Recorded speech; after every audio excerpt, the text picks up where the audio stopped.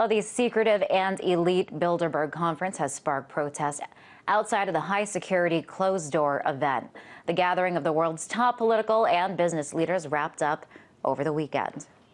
Who's the one to blame when your dollar's worth a quarter? Bankers, politicians, and the New World Order! All kinds of groups protested outside of the Marriott in Chantilly, Virginia, where the leaders were meeting. It's believed that critical foreign policy decisions are made with the public being left in the dark. And the secrecy surrounding the event has bred all kinds of theories as to what exactly goes on, with some believing attendees are conspiring to build a one-world government. Our RT correspondent Abby Martin was in Chantilly, Virginia to cover the event and joins us now to tell us all about it. Abby, nice to have you here in the studio. So this event has been happening for decades, since the 1950s. This year in Chantilly, Virginia. What makes this year's event different from the ones in the past? Well, Liz, I think it's dovetailing off this whole global awakening that we see with the Arab Spring, the Occupy Wall Street movement. A lot of protesters that I talked to in Chantilly, Virginia, kind of said for the first time since the Obama election, people all across the board are really waking up to the power structure in the United States. So you saw just a lot of people all across all walks of life really out there. And it was a really interesting melting pot of people. And I think as opposed to 4 years ago when I was also there at Bilderberg kind of covering what was going on, we saw just a massive, thousands of people over the course of the 4-day were there coming in and out. So it was a much larger presence as compared to previous years. Okay, and yeah, it's kind of been the year of the protests. So you say, Occupy Wall Street and all these different protests has kind of made it more pronounced this year as opposed to other years. Right.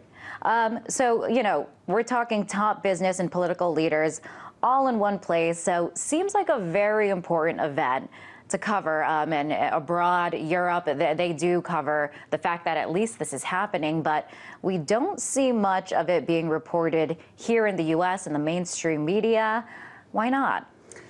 Well, this is a great question. I wondered the same thing myself. You look at attendees from previous years and you see very top media moguls. This year we had Google, co-founder of Facebook was there, PayPal. So you see a lot of people in the communication network. You see a lot of people high up in the media industry working to draft policies. We've known in the past that they're intricately involved with government entities, drafting policies.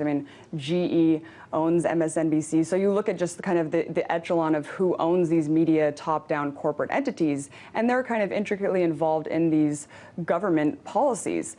The reason why the mainstream media doesn't cover it is just that. You could say that they're complicit in whatever is going on in there. That's a lot of what the protesters were saying.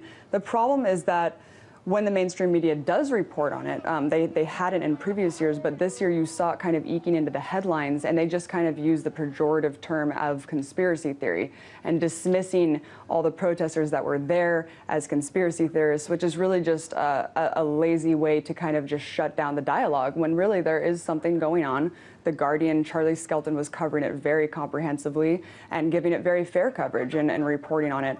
So it is interesting that foreign outlets have been covering it and say, this is an important event when 140 plus of the top elites of the world in banking, finance, oil, media meet behind closed doors. The fact that it's not really mentioned or explored in the U.S. corporate media is very interesting.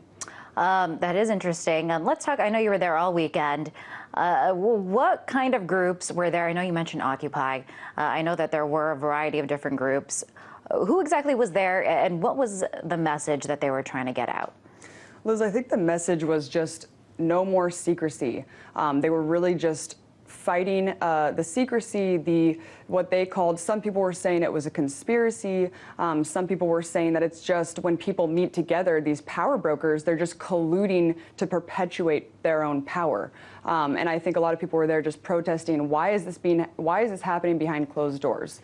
A lot of people were also protesting a violation of law, which they're saying actually foreign diplomats cannot meet with U.S. officials behind closed doors without congressional oversight. So there were a whole different mix of people. You saw people talking about debt as being slavery. You saw people talking about false flags. You saw people talking about the policies that came out, what they speculate came out of previous years at the Bilderberg, global governance. And when you look at the attendees, a lot of them have written their thesis on, perpetuating a globalist system. So it's really not, when you call it a conspiracy theory, there's always kind of some truth behind where conspiracy theories arise from. And a lot of people were very grounded and very intelligent about what they were there for. Mm-hmm. I mean, secrecy, it makes you wonder, why is it such a big secret that they need to make it completely cut off from all media, from the public? And because of that, it is hard to know what does go on inside. Is there any indication of what did go down and who the participants were this year? Well, yes, there is a list of attendees. For the first time, if I'm not mistaken, I think they released it this year. They also had a very broad agenda that they had put forward that they were talking about: cybersecurity, just the democratic evolutions of certain countries. Very broad agendas, so not very specific, not really getting into what exactly was talked about. Someone that I did speak to, though, that went into the Marriott before it started, said that they saw about 140 desks all in a circle with their own individual microphones. So it really did sound like a UN meeting, very official.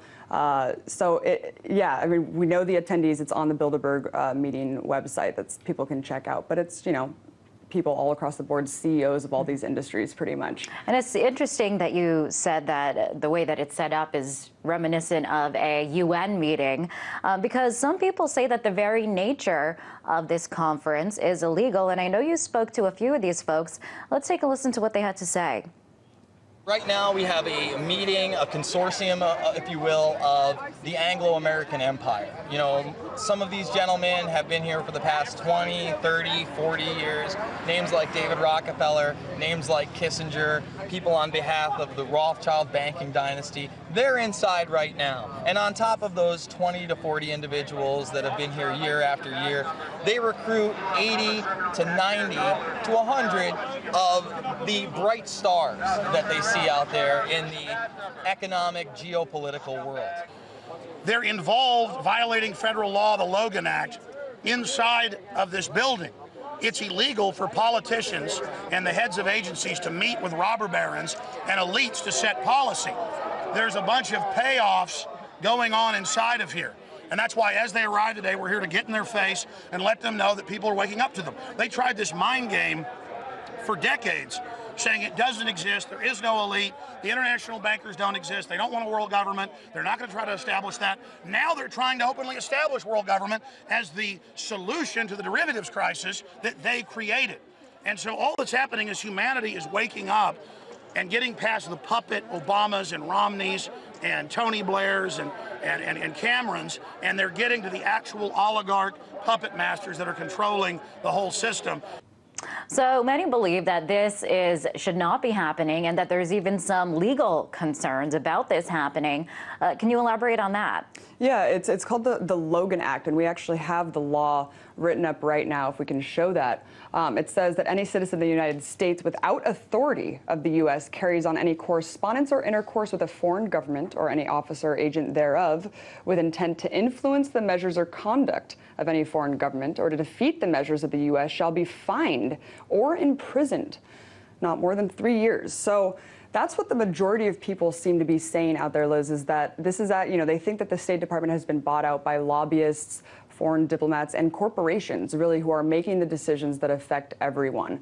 But as we saw with Alex Jones, he has a big movement behind him. I mean, they were live streaming out there. It's really the new media taking it back as the corporate media fails to do their job. Of course, RT was out there, but we saw thousands of people were tuned in for 12-hour blocks at a time, thousands of people tuning into Luke's live stream, Alex's live stream. So it really is the new media that you see. People care about this. They want to know what's going on. And it was really amazing to see how many people were really tuned in for so long to see this going on. Very interesting to see who was there and who wasn't there. Abby, thank you so much for being there and keeping us informed as to what was going on. That was RT correspondent Abby Martin. Thanks for having me.